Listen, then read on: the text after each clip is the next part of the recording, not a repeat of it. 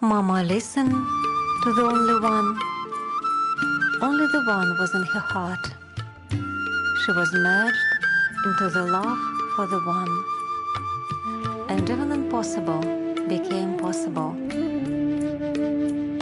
मन की आँखों से हर पल ही तुझको देखूं, मन की आँखों से हर पल ही तुझको देखूं।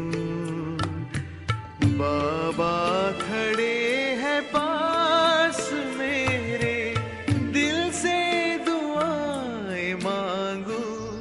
बाबा मेरे, बाबा मेरे, बाबा मेरे, बाबा मेरे।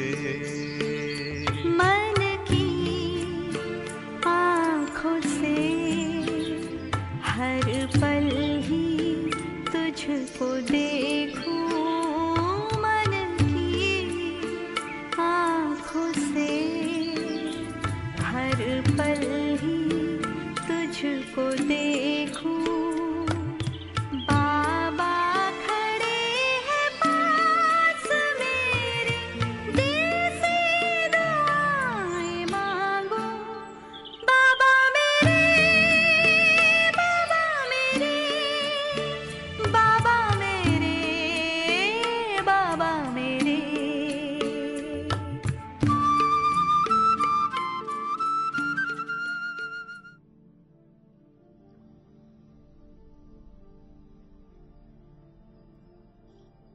இருபத்தேழு 12/2020. ஓம் சாந்தி. அவ்யக்த பாப்தாதா மதுபன். முரளி கொடுக்கப்பட்டது 31/12/1986. உங்களிடம் கடந்த காலத்தையும் நிகழ்காலத்தையும் எதிர்காலத்தையும் மேன்மையாக்குவதற்கான வழிமுறை. உங்களின் கடந்த காலத்தையும் நிகழ்காலத்தையும் எதிர்காலத்தையும் மேன்மையாக்குவதற்கான வழிமுறை. இன்று முப்பாட்டனரான பிரம்மாவும் தந்தையான கடவுளுமான சிவனும் தமது இனிமையான அதிகபட்ச அன்பான குழந்தைகளுக்கு தமது இதயபூர்வமான ஆசீர்வாதங்களின் வாழ்த்துக்களை தெரிவிக்கிறார்கள். ஒவ்வொரு நீண்ட காலம் தொலைந்து இப்போது கண்டெடுக்கப்பட்ட குழந்தைகளையும் எத்தனை மேன்மையானவரும் மகத்தானவரும் என்பதை பாப் தாதா அறிவார். ஒவ்வொரு குழந்தையின் மகத்துவமும் தூய்மையும் தொடர்ந்து வரிசைக்கிரமமாக தந்தையை வந்தடைகின்றன. இன்று நீங்கள் அனைவரும் குறிப்பாக புது வருடத்தை ஊக்கத்துடனும் உற்சாகத்துடனும் கொண்டாடுவதற்காக வந்துள்ளீர்கள். உலகில் உள்ள மக்கள் கொண்டாடுவதற்காக புது தீபங்களை அல்லது மெழுகுதிரிகளை ஏற்றுவார்கள். அவற்றின் ஒளியேற்றுவதன் மூலம் அவர்கள் கொண்டாடுவார்கள். ஆனால் பாப் தாதாவோ ஏற்கனவே ஒளியேற்றப்பட்ட எண்ணற்ற தீபங்களுடன் புது வருடத்தை கொண்டாடுகிறார். அவர் அணைந்த தீபங்களை ஒளியேற்றவில்லை அல்லது ஒளிர்விடும் தீபங்களை அணைக்கவில்லை. வேறு எவரும் அன்றி தந்தையும் குழந்தைகளான உங்களாலுமே புது வருடத்தை இந்த முறையில் 100,000கணக்கான ஒளியேற்றப்பட்ட ஆன்மீக விளக்குகளின் ஒன்று கூடலில் கொண்டாட முடியும். இது ஜொலிக்கும் தீபங்களின் ஆன்மீக ஒன்று கூடலின் அழகானதொரு காட்சியாகும். ஒவ்வொருவரின் ஆன்மீக தீபமும் எப்போதும் நிலையாகவும் ஒளிர்விடுகின்றன. ஒவ்வொருவரின் மனதிலும் உள்ள ஒரே ஒரு பாபா என்பது ஆன்மீக தீபங்களான உங்களை பிரகாசிக்கின்றது. உங்களிடம் ஓர் உலகம் உள்ளது. உங்களிடம் ஓர் எண்ணம் உள்ளது. அத்துடன் உங்களிடம் நிலையான ஸ்திரமான ஸ்திதி உள்ளது. இதுவே கொண்டாடுதல் எனப்படுகிறது. இதுவே அவ்வாறு ஆகுவதுடன் மற்றவர்களையும் அவ்வாறு ஆக்குதல் என்பதன் அர்த்தம். இந்த வேளையில் இது விடைபெறுவதனால் வாழ்த்துக்களினதும் சங்கமமாகும். பழையவற்றுக்கு விடை கொடுத்தல், புதியதற்கு வாழ்த்துக்கள். நீங்கள் அனைவரும் இந்த சங்கம யுகத்தின் வந்துள்ளீர்கள். ஆகவே உங்களின் பழைய எண்ணங்களும் சம்ஸ்காரங்களும் விடை கொடுப்பதற்கு பாராட்டுக்கள். அத்துடன் புதிய ஊக்கத்துடனும் உற்சாகத்துடனும் பறப்பதற்கு வாழ்த்துக்கள். குறுகிய காலத்தின் பின்னர் நிகழ்கால இந்த கணம் கடந்த காலமாகிவிடும். இப்போது கடந்து செல்லும் இந்த வருடம் நள்ளிரவின் பின்னர் கடந்த காலமாகிவிடும். இப்போது என்ற கணம் நிகழ்காலம் என்று அழைக்கப்படுகின்றது. நாளை என்பது எதிர்காலமாகும். கடந்த காலம், நிகழ்காலம், எதிர்காலத்திற்கான நாடகம் தொடர்ந்து நடைபெறுகிறது. இந்த 3 வார்த்தைகளையும் இந்த புது வருடத்தில் புது முறையில் பயன்படுத்துங்கள். எவ்வாறு திறமை சித்தியுடன் எப்போதும் சித்தி எய்துவதன் மூலம் கடந்த காலம் கடந்து செல்லட்டும். ஆமாம், அது கடந்தது சென்றுவிட்டது என்றே உள்ளது. ஆனால் நீங்கள் அதை எவ்வாறு கடந்து செல்ல போகின்றீர்கள்? காலம் கடந்து சென்றது, இந்த காட்சி கடந்து சென்றது என நீங்கள் கூறுகிறீர்கள். எவ்வாறாயினும் திறமை சித்தி எய்திய வண்ணம் நீங்கள் அதை கடந்து சென்றீர்களா? கடந்ததை நீங்கள் கடந்ததாக ஆக்கினீர்கள். ஆனால் கடந்த காலத்தை நினைத்ததுமே உங்களின் இதயத்தில் இருந்து ஆஹா ஆஹா என்ற வார்த்தைகள் வெளிவரும் வகையில் நீங்கள் கடந்த காலத்தை மேன்மையான முறையில் கடந்து வந்தீர்களா?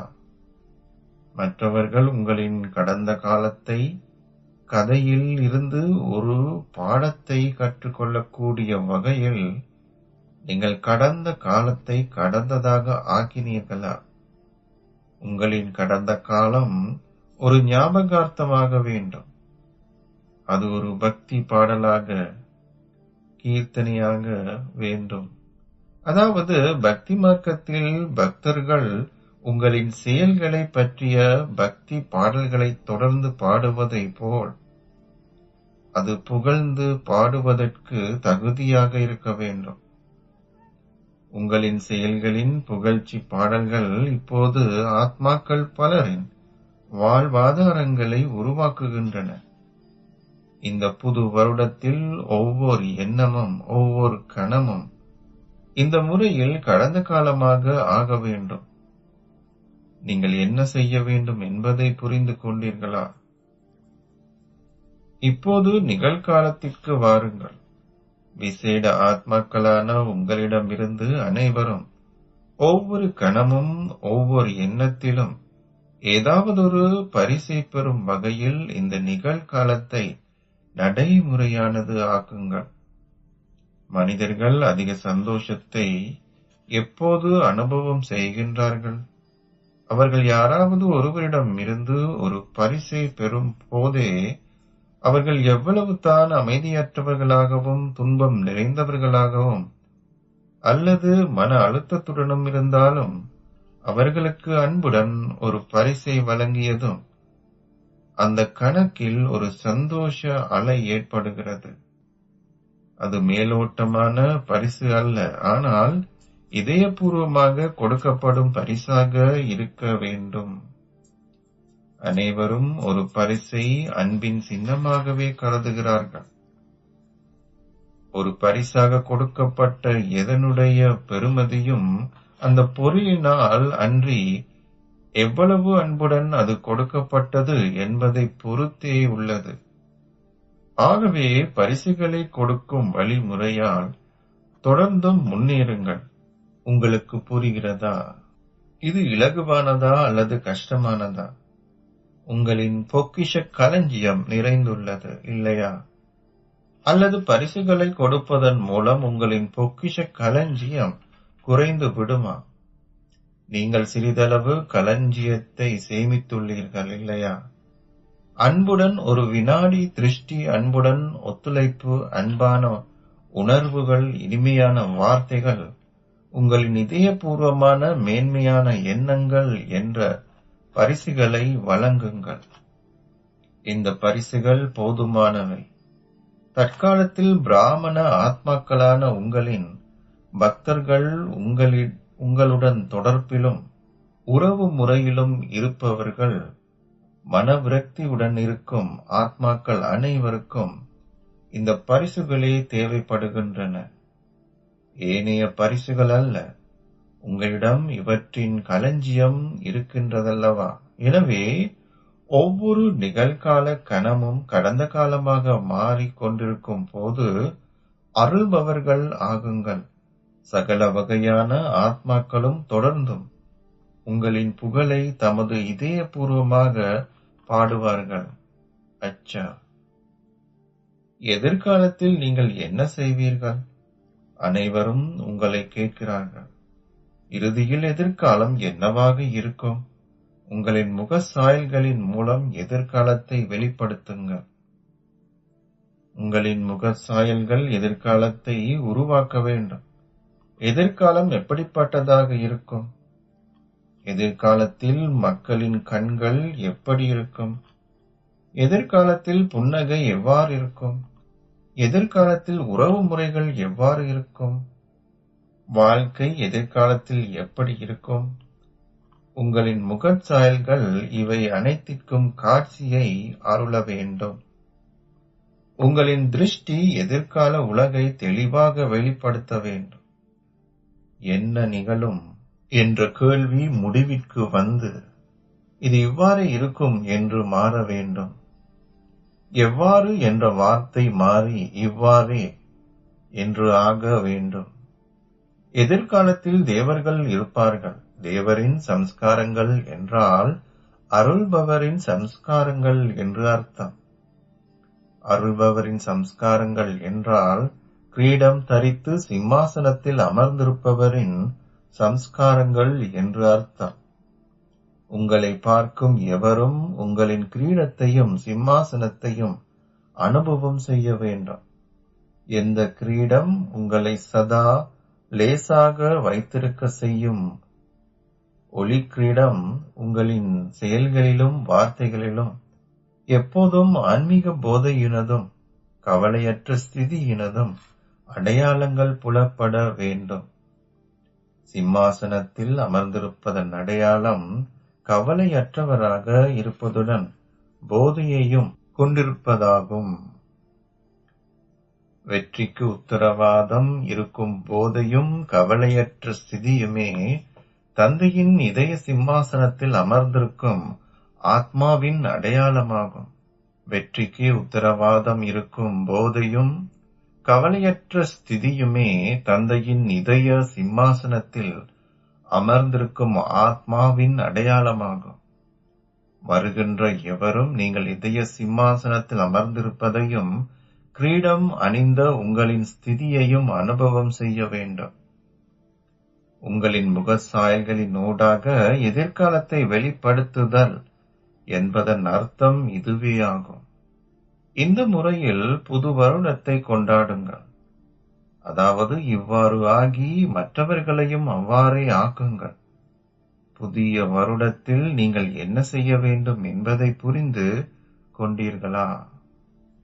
3 வார்த்தைகளில் மாஸ்டர் திரு மூர்த்தி, மாஸ்டர் திரிகாலதரிசி, திரிலோகிநாத் ஆகுங்கள்.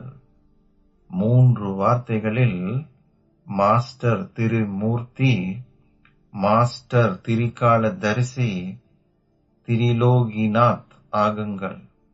இப்போது நாம் என்ன செய்ய போகிறோம் என அனைவரும் எண்ணுகிறார்கள். உங்களின் ஒவ்வொரு அடிநூடாகவும் அது நினைவினூடாகவோ அல்லது சேவையினூடாகவோ தொடர்ந்து 3 வழிமுறைகளிலும் வெற்றி பெறுங்கள்.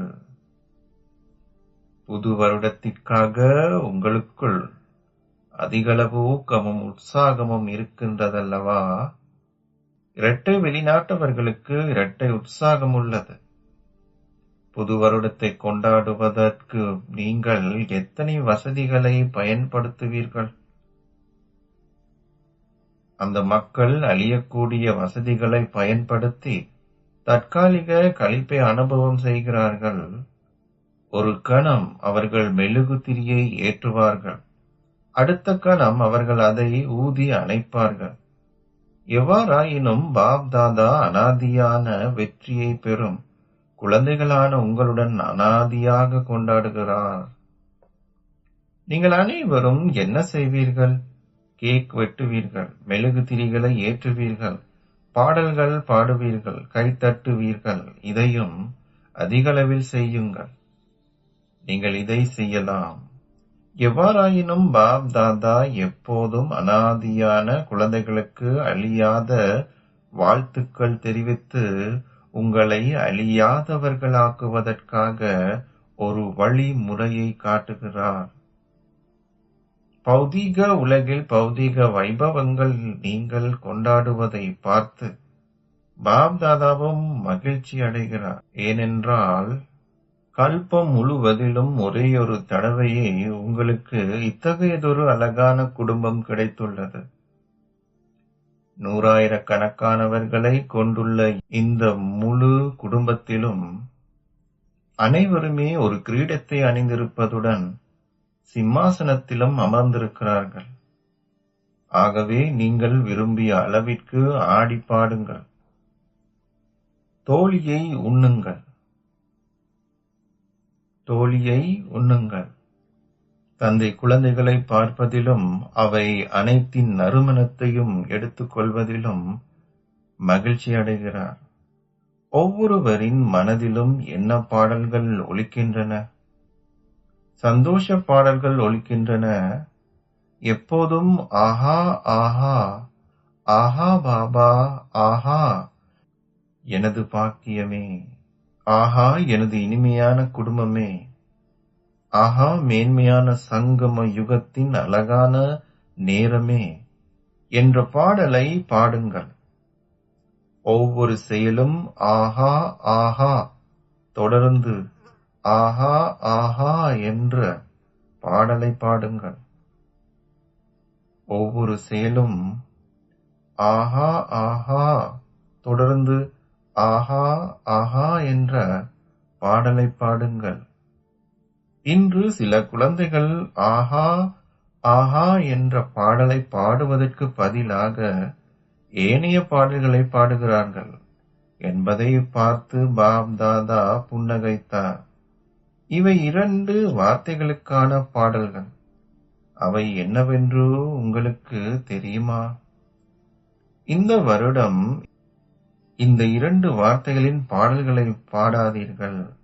இந்த 2 வார்த்தைகளும் ஏன் மற்றும் நான் என்பதையே பொதுவாக பாப் தாதா குழந்தைகளின் தொலைக்காட்சியை பார்க்கும் போதெல்லாம் அவர்கள் ஆஹா ஆஹா என்று சொல்வதற்கு பதிலாக ஏன் ஏன் என்றே சொல்கிறார்கள். எனவே ஏன் என்பதற்கு பதிலாக ஆஹா ஆஹா என்று சொல்லுங்கள். நான் என்பதற்கு பதிலாக பாபா பாபா என்று சொல்லுங்கள். உங்களுக்கு புரிகிறதா? நீங்கள் யாராக இருந்தாலும், எத்தகையவராக இருந்தாலும், பாப் தாதா உங்களை நேசிக்கிறார். இதனாலேயே நீங்கள் அனைவரும் அன்புடன் பாபாவை சந்திப்பதற்காக ஓடோடி வந்துள்ளீர்கள். அமிர்த வேளையில் குழந்தைகள் அனைவரும் அன்பான பாபா இனிமையான பாபா என்ற பாடலை பாடுகிறார்கள். அதற்கு பதிலாக பாப் தாதாவும் அன்பான குழந்தைகளே, அன்பான குழந்தைகளே என்று பாடலை பாடுகிறார். அச்சா, உண்மையில் இந்த வருடம் பற்றற்றவராகவும் அன்பானவராகவும் ஆகும் பாடத்தை கற்பதற்கான வருடமாகும்.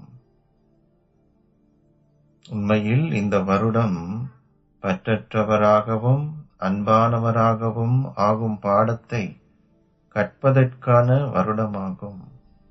எவ்வாறாயினும் குழந்தைகள் அன்புடன் தந்தையை அழைப்பது அவரை நியாரி, பற்றற்ற தனித்துவமானவர் ஆக உலகில் இருந்து பியாரி, அன்பானவர் உலகிற்கு அழைத்து வருகிறது. இவை அனைத்தும் சூட்சும ரூபத்தில் கருத்தில் கொள்ள வேண்டிய அவசியமில்லை. சூட்சும ரூபத்தில் சந்திக்கும் போது பாபா எல்லையற்ற குழந்தைகள் எல்லோருக்கும் ஒரே வேளையில் எல்லையற்ற சந்திப்பின் உணர்வை கொடுக்கிறார். பௌதீக முறையில் இன்னமும் எல்லைகள் உள்ளன. குழந்தைகளுக்கு என்னத்தான் தேவைப்படுகிறது? முரளியும் திருஷ்டியும். பாபா முரளியை பேசும்போது அதுவும் ஒரு சந்திப்பே. பாபா தனிப்பட்டவர்களுடன் பேசும் போதோ அல்லது அனைவருடன் பேசும் போதோ பாபா ஒரே விடயத்தையே கூற போகிறார். பாபா ஒன்று கூடலுக்கு என்ன கூறுகிறாரோ அதையே அவர் தனிப்பட்ட நபர்களுக்கும் கூறுவார். எவ்வாறாயினும் இரட்டை வெளிநாட்டவர்களான உங்களுக்கே முதல் வாய்ப்பு வழங்கப்பட்டுள்ளது. அச்சா, குழந்தைகள் 35 அல்லது 36 நாடுகளில் இருந்து வந்துள்ளார்கள். இதுவும் 36 வகையான போக்காகும். 36 என்ற இலக்கத்தின் ஞாபகார்த்தம் உள்ளது. எனவே குறைந்தபட்சம் 36 வகைகள் உள்ளன. குழந்தைகளான உங்களிடம் சேவைக்காக உள்ள ஊக்கத்தையும் உற்சாகத்தையும் கண்டு பாப் தாதா மகிழ்ச்சி அடைகிறார். நீங்கள் அனைவருமே அன்புடன் தைரியமாகவும் உங்களின் சரீரம், மனம், செல்வம், நேரத்தை சேவைக்காக பயன்படுத்தினீர்கள். ஆகவே அதற்காக பாப் தாதா உங்களுக்கு பல மில்லியன் மடங்கு வாழ்த்துக்களை தெரிவிக்கிறார். நீங்கள் பௌதீகமாக பாப் தாதாவின் முன்னால் இருந்தால் என்ன, அல்லது சூட்சும ரூபத்தில் இருந்தால் என்ன, மிகுந்த அன்புடன் சேவையில் மூழ்கி இருந்ததற்காக பாப் தாதா குழந்தைகள் அனைவரையும் பாராட்டுகிறார். நீங்கள் ஒத்துழைப்பவர்களாகி மற்றவர்களையும் ஒத்துழைக்க செய்தீர்கள். ஆகவே ஒத்துழைப்பதுடன் மற்றவர்களையும் ஒத்துழைக்க செய்வதற்கு இரட்டை பாராட்டுக்கள். குழந்தைகளின் ஊக்கமும் உற்சாகமும் நிறைந்த சேவை செய்தியின் மாலையுள் ஊக்கமும் உற்சாகமும் நிறைந்த அவர்களின் புது வருட வாழ்த்து மடல்களும் பாப் தாதாவின் கழுத்தில் போடப்படுகின்றன. யாரெல்லாம் வாழ்த்து மடல்களை அனுப்பி இருக்கிறார்களோ அந்த வாழ்த்து மடலுக்கு பதிலாக பாப் தாதா மரியாதை மற்றும் அன்பு என்ற இரண்டையும் வழங்குகிறார். செய்திகள் அனைத்தையும் கேட்கும் போது பாபா மகிழ்ச்சி அடைகிறார். நீங்கள் மறைமுகமாகவோ அல்லது புலப்படும் முறையிலோ சேவை செய்திருந்தாலும் எப்போதும் தந்தையை வெளிப்படுத்தும் சேவையில் வெற்றி இருக்கும். அன்புடன் சேவை செய்வதன் பேரு ஒத்துழைக்கும் ஆத்மாக்கள் ஆகி தந்தையின் பணியில் நெருக்கமாகுதல் வெற்றியின் அடையாளமாகும். ஒத்துழைப்பவர்கள் இன்று ஒத்துழைப்பார்கள், நாளை அவர்கள் யோகிகளாகுவார்கள். எனவே எங்கும் உள்ள ஆத்மாக்களை ஒத்துழைப்பவர்கள் ஆக்கும் விசேட சேவையை செய்பவர்களுக்கு பாப் தாதா நீங்கள் அனாதியாக வெற்றி சொரூபமாகுவீர்களாக என்ற ஆசீர்வாதத்தை வழங்குகிறார்.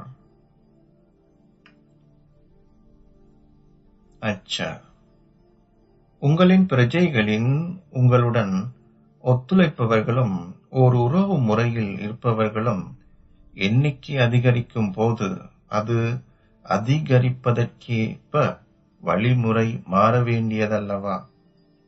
நீங்கள் சந்தோஷமாக இருக்கிறீர்கள் அல்லவா? அது அதிகரிக்கட்டும். அச்சா.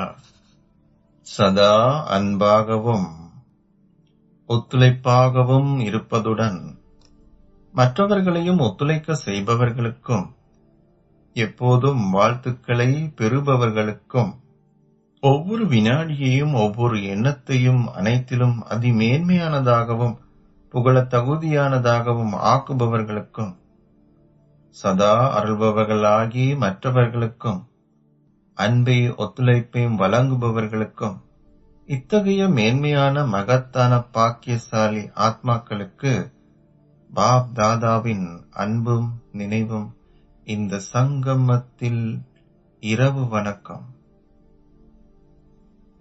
காலை வணக்கமும் உரித்தாகட்டும். வெளிநாட்டு சேவையில் இருக்கும் ஆசிரியர்களுடன் அவ்வியக்த பாப் தாதா பேசுகிறார். பாப் தாதா எப்போதும் கருவி சேவையாளர் ஆசிரியர்களை நீங்கள் சமமானவர்கள் ஆகுவீர்களாக என்ற ஆசீர்வாதத்துடன் முன்னேற செய்கிறார். சகல பாண்டவர்களும் சக்திகளும் அவர்கள் எந்த சேவைக்கு கருவிகளாக இருந்தாலும் அவர்கள் பல மில்லியன் மடங்கு பாக்கியசாலி மேன்மையான ஆத்மாக்கள் என்றே பாப்தாதா எப்போதும் நினைக்கிறார். நீங்கள் நிச்சயமாக குறிப்பாக சேவையின் புலப்படும் பலனை சந்தோஷம் மற்றும் சக்தியின் ரூபத்தில் அனுபவம் செய்வீர்கள். இப்போது எந்த அளவிற்கு நீங்கள் சக்தி வாய்ந்த வெளிச்ச வீடுகளாகவும் சக்தி வீடுகளாகவும் ஆகி சேவை செய்கிறீர்களோ அதற்கேற்ப வெளிப்படுத்துகைக்கான கொடி எங்கும் ஏற்றி வைக்கப்படும். ஒவ்வொரு கருவி சேவையாளரும் சேவைக்கான வெற்றிக்காக 2 விடயங்களில் விசேட கவனம் செலுத்த வேண்டும். ஒன்று, எப்போதும் சம்ஸ்காரங்களை ஒத்திசைக்கும் ஒற்றுமையை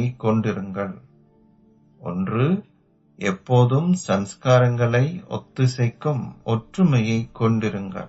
ஏனென்றால் இந்த சிறப்பியல்பு ஒவ்வொரு இடத்திலும் புலப்பட வேண்டும். 2வது, அனைத்திற்கும் முதலில் கருவி சேவையாளர்களான நீங்கள் ஒவ்வொருவரும் இந்த 2 சான்றிதழ்களையும் உங்களுக்கே கொடுக்க வேண்டும். 2, அனைத்திற்கும் முதலில் கருவி சேவையாளர்களான நீங்கள் ஒவ்வொருவரும் இந்த 2 சான்றிதழ்களை உங்களுக்கே கொடுக்க வேண்டும். 1, ஒற்றுமை. 2, திருப்தி. 1, ஒற்றுமை. 2, திருப்தி. சம்ஸ்காரங்கள் எப்போதும் வேறுபட்டவை. அவை எப்போதும் வேறுபட்டதாக இருக்கும். ஆனால் சம்ஸ்காரங்களில் முரண்பாடு இருக்க வேண்டுமா அல்லது நீங்கள் அப்பால் நகர்ந்து உங்களை பாதுகாப்பாக வைத்துக் கொள்ள வேண்டுமா என்பது உங்களை பொறுத்த விடயம். அதாவது நிகழும் போது ஒரு நபரின் சம்ஸ்காரங்கள் அவ்வாறிருந்தால் அடுத்த நபர் கைத்தட்டக்கூடாது, அதற்கு பதில் அளிக்கக்கூடாது. மற்ற நபர் மாறுகிறாரோ இல்லையோ உங்களால் மாற முடியும் இல்லையா? நீங்கள் ஒவ்வொருவரும் நீங்களே மாறி ஏற்றுக்கொள்ளுங்கள்.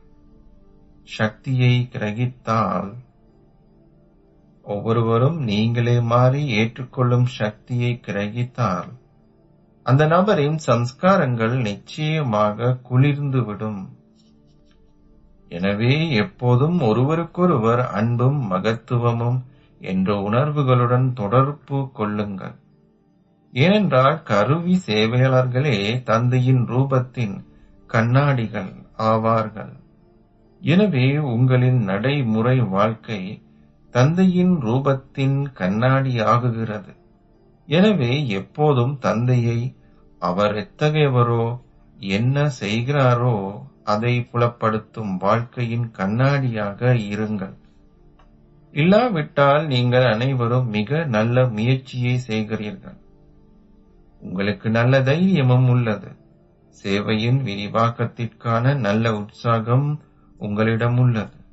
அதனால் விரிவாக்கமும் இடம்பெறுகிறது. சேவை நன்றாக உள்ளது. ஆனால் இப்போது தந்தையை வெளிப்படுத்துவதற்காக எப்போதும் உங்களின் நடைமுறை வாழ்க்கையின் அத்தாட்சியை காட்டுங்கள். இப்போது அனைவரும் ஒரே விடயத்தையே கூறுவார்கள்.